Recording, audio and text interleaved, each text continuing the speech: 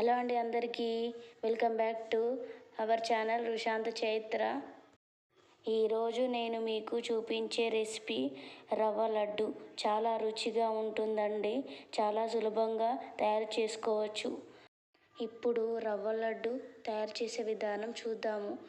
Stove మీద pan పెట్టుకొని cup పల్లీలు వేసుకోవాలి, దూరగా వేయించుకోవాలి. పల్లీలు వేగిన తర్వాత ఒక గిన్నెలో తీసుకొని అదే ప్యాన్లో ఒక కప్పు నువ్వులు తీసుకోవాలి.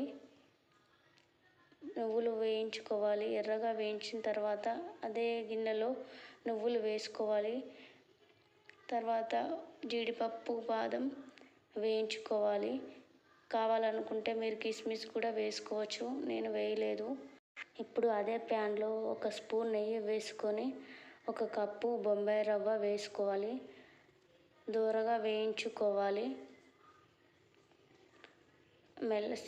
సిమ్లో పెట్టి వేయించుకోండి, లేకపోతే రవ్వ మాడిపోతుంది. ఒక ప్లేట్లో రవ్వ తీసుకోవాలి. అదే ప్యాన్లో పచ్చి కొబ్బరి వేసుకోవాలి. కావాలనుకుంటే మీరు ఎండు కొబ్బరి కూడా వేసుకోవచ్చు, నేనైతే పచ్చి కొబ్బరి వేస్తున్నాను. ఇది కూడా వేయించుకోవాలి బాగా. కొబ్బరి తడి అంతా పోయేంత వరకు వేయించుకోవాలి. వేయించుకున్న తర్వాత మిక్సీ గిన్నెలో ఈ వేయించుకున్న పల్లీలు, నువ్వులు వేసుకొని మిక్సీ పట్టుకోవాలి. ఇవి మిక్సీ పట్టుకున్న తర్వాత మరీ మెత్తగా కాకుండా కొంచెం బరగ్గా మిక్సీ పట్టుకోవాలి. కొబ్బరి కూడా వేసుకొని మిక్సీ పట్టుకోవాలి. యాలకులు కూడా వేసుకోవాలి. కొబ్బరి వేసి మిక్సీ పట్టిన తర్వాత అందులోనే ఒక కప్పు బెల్లం వేసుకోవాలి.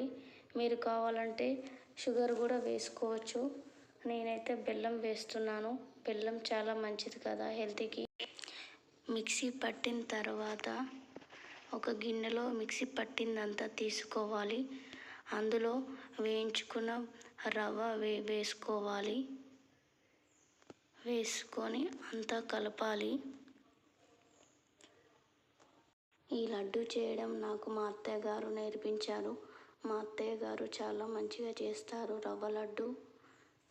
నేను ఇప్పుడు చేస్తున్నాను. మిక్సీ పట్టిన పొడి, ఈ రవ్వ, బెల్లం అంతా బాగా కలుపుకోవాలి.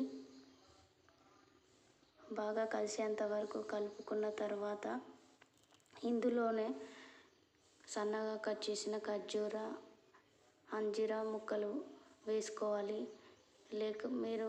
లేకపోతే స్కిప్ చేయొచ్చు, నేనైతే వేస్తున్నాను. లడ్డు తింటుంటే అక్కడక్కడ ఖర్జూర, అంజీరా తగులుతుంటే టేస్ట్ బాగుంటుంది. ఇవి వేసుకొని కలుపుకోవాలి. 2 స్పూన్ల నెయ్యి వేసుకుంటూ అన్నీ బాగా కలిపి ముద్దల్లాగా చేసుకోవాలి. ఈ లడ్డు రోజు ఒకటి తినండి, హెల్త్కి చాలా మంచిది. పిల్లలకి కూడా పెట్టండి. చూడండి లడ్డు ఎంత బాగా వచ్చిందో. ఇలా గాజు సీసాలో స్టోర్ చేసుకొని పెట్టుకోండి. రోజుకొక లడ్డు తినాలి, హెల్త్కి చాలా మంచిది. ఇలా గాజు సీసాలో స్టోర్ చేసి పెట్టుకోండి. నెల రోజుల వరకు ఈ లడ్డు ఉంటాయి, ఖరాబ్ కాకుండా ఉంటాయి. చూడండి ఎంత బాగా వచ్చిందో లడ్డు.